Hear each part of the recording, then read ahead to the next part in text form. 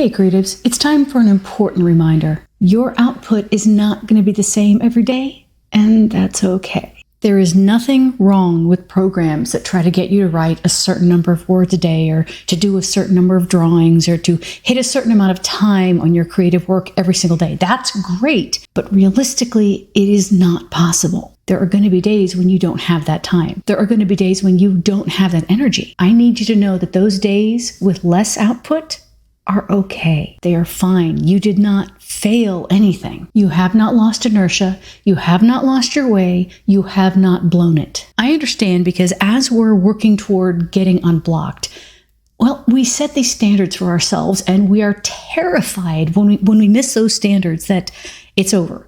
We're not going to make it. We're going to fall back into block. It's all going to be gone. That's not true. Take a deep breath.